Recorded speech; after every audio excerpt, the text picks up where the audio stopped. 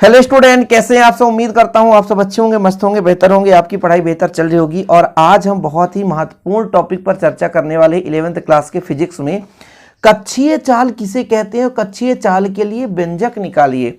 इसके पहले भी मैंने कक्षीय चाल पर ऑलरेडी बच्चों आपको एक परिभाषा के रूप में समझाया था कि कक्षीय चाल क्या है। फिर भी भैया आप आज आए हो तो पढ़ के ही जाओगे। तो चलिए शुरू करते हैं। जैसे हमने यहाँ पर एक डायग्राम बना रखा है भाई साहब। सपोज दैट ये हमारा पृथ्वी है, ये पूरा पृथ्वी है जिसका द्रव्यमान है त्रिज्या कैपिटल आर है। अब इसके सतह से हम m द्रव्यमान के वस्तु को यानी पिंड को या मान लीजिए उपग्रह को प्रक्षेपित करना चाहते हैं, तो कहीं ना कहीं उस उपग्रह को एक निश्चित चाल देना पड़ेगा, यानी उसका क्षैतिज वेग एक निश्चित होगा जिसके आधार पर वो उपग्रह कहाँ जाएगा, ऊपर की ओर जाएगा। अच्छा, न्यूटन दादा ने बताया था तृतीय नियम में कि प्रत्येक क्रिया के बराबर एवं विपरीत प्रतिक्रिया होती है। प्रत्येक क्रिया के बराबर एवं विपरीत प्रतिक्रिया होती है, यानी जितना क्रिया ऊपर की ओर होगा उसकी विपरीत भी उतना क्रिया नीचे की ओर होगा। ऐसे ही बच्चों यहां पर न्यूटन के आधार पर बोला गया कि जैसे किसी उपग्रह को हम प्रक्षेपित करना चाहते हैं तो उपग्रह का ईंधन कक्ष जलता है, ईंधन जल करके धुआं जो है पीछे की ओर निकलता है और हमारा उपग्रह ऊपर की ओर चलता है, तो उसे एक कहीं ना कहीं चाल मिलता है। तभी तो बोलेंगे भाई साहब एक कक्षीय चाल, यानी किसी उपग्रह को कक्षा में हम स्थापित करना चाहते हैं। ये पृथ्वी आपको दिख रहा है, पृथ्वी का द्रव्यमान कैपिटल आर त्रिज्या है, इसका ये कक्षा है बच्चों। इस कक्षा पर m द्रव्यमान के हम पिंड को या m द्रव्यमान के उपग्रह को स्थापित करना चाहते हैं, तो इसके सतह से हम इसको ऊपर की ओर ले जाने के लिए इसको एक चाल देंगे, इसको एक वेग देंगे। वेग मतलब समय के साथ दूरी तय करेगा ना, तो भैया उस वेग को ही हम क्या कहते हैं, कक्षीय चाल। मतलब उसमें एक ऐसा वेग हो जिस वेग से चले तो वो कक्षा पर स्थापित हो जाए। यानी कहने का मतलब किसी पिंड को आवश्यक वह चाल जिस चाल से चलने पर पृथ्वी के मतलब एक निश्चित कक्षा में वो स्थापित हो जाता है, उसे हम उसका क्या बोलते हैं, कक्षीय चाल।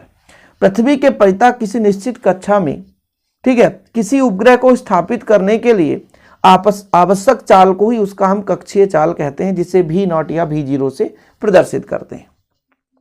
यानी हम कक्षा में स्थापित करना चाहते हैं तो कितना आवश्यक चाल हो सकता है कि जिस चाल से चले कि वो कक्षा पे स्थापित हो जाए, वो उसका कक्षीय चाल कहलाता है। जैसे मैं कहता हूं भाई साहब कि ये हमारा पृथ्वी है, सबको पता है पृथ्वी है ना, ये पृथ्वी है। इतना ही बड़ा होगा पृथ्वी क्या, अरे यार ये तो काल्पनिक चीजें हैं। इसका ये कक्षा है बच्चों, और इस कक्षा पर हम m द्रव्यमान के उपग्रह को ऊपर की ओर ले जाना चाहते हैं। तो इसका त्रिज्या जो है, पृथ्वी का त्रिज्या कैपिटल आर है, ऊंचाई h है। तब यहां से यहां तक ऊंचाई हम ले जाना चाहते हैं, तो टोटल ऊंचाई कितना हो जाएगा, r प्लस h, यही है ना। यहां पर जब उपग्रह जाएगा जिसका द्रव्यमान है स्मॉल m, क्या है द्रव्यमान, स्मॉल m है, और इसका जो चाल है बच्चों, चाल है वो है v0, कक्षीय चाल होगा कहीं ना कहीं v0। तो m द्रव्यमान का एक उपग्रह है पृथ्वी तल के h ऊंचाई पर, इसे हम वृत्तीय कक्षा में v चाल से परिक्रमा कराना चाहते हैं।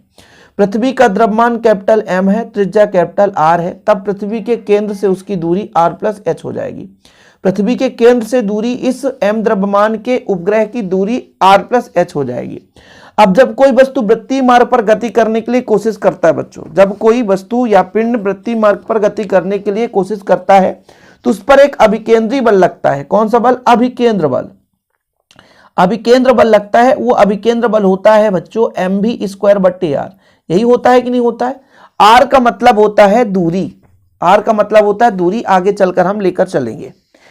अब यदि हम कह दें कि जब कोई पिंड या मान लीजिए उपग्रह या कोई वस्तु है पृथ्वी के चारों ओर एक निश्चित कक्षा पर वृत्तीय कक्ष में एक निश्चित चाल से गति कर रहा है, तो उस पर पृथ्वी द्वारा लगाया गया बल गुरुत्वीय बल होगा। तो गुरुत्वीय बल कितना लगेगा बच्चों, गुरुत्वीय बल लगेगा F बराबर gm स्मॉल m बटा r स्क्वायर। अभी हम r निश्चित लेकर चल रहे हैं, दोनों के बीच की दूरी। अब ये जो गुरुत्वीय बल है यही वस्तु को यानी पिंड को अभिकेंद्री बल प्रदान करेगा। यानी जो आपका गुरुत्वीय बल है बच्चों और ये आपका अभिकेंद्री बल गुरुत्वीय बल दोनों बराबर हो जाएंगे। जब दोनों बराबर हो जाएंगे तो gm स्मॉल m बटा r स्क्वायर बराबर mv² बटा r, एक r से r कैंसिल हो जाएगा, होगा कि नहीं होगा। तो कितना निकल कर आएगा, g capital M small m बटा r बराबर इधर हो जाएगा एम भी स्क्वायर।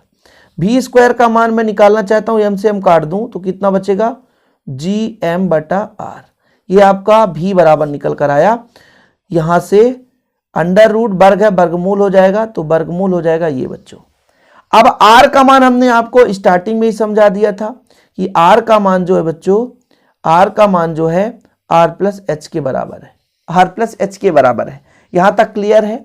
ये आपका एक कक्षीय चाल है।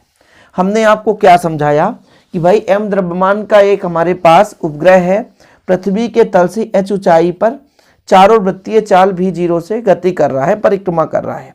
तब यदि हम मान के चलते हैं पृथ्वी का द्रव्यमान एम, त्रिज्या कैपिटल आर, तो ऊंचाई यानी दूरी कितना हो जाएगा टोटल, तो केंद्र से दूरी कितना हो जाएगा, आर प्लस एच हो जाएगा, यही है ना।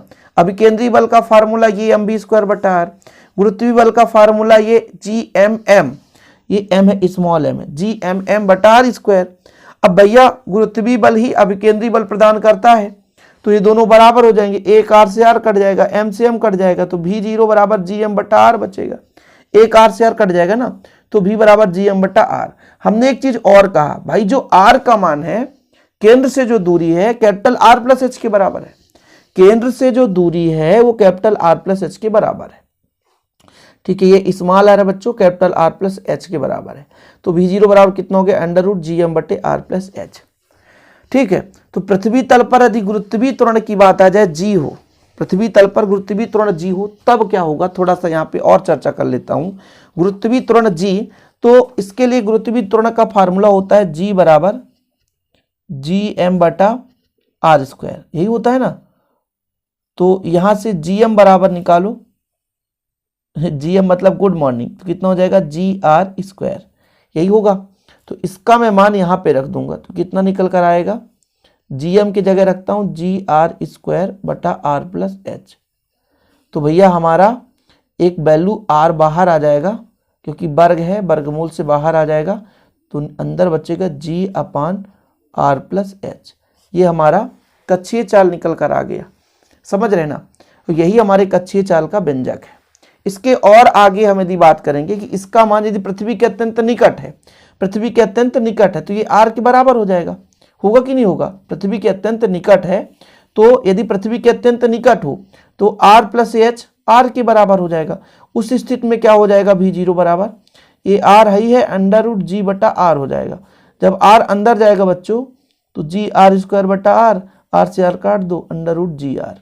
ये बार बार आपको फार्मूला देखने को मिल जाता है।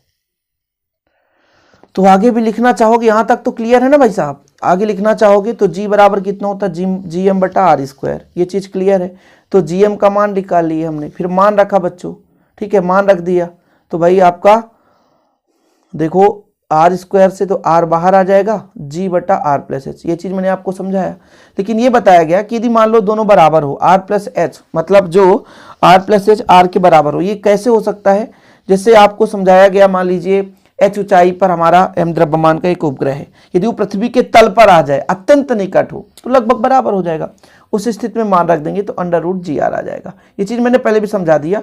आप लोगों को नोट्स बनाना रहता है तो लिखना रहता है बच्चों, इसलिए मैं सोचता हूं कि आपको एक एक पॉइंट समझा दूं, कहीं पे डाउट ना रह जाए। उम्मीद करता हूं कक्षीय चाल से संबंधित सारे डाउट क्लियर हो गए होंगे। वीडियो पसंद आए तो लाइक करें, छोटा सा वीडियो है यार, प्लीज शेयर जरूर कर दें। जय हिंद, वंदे मातरम।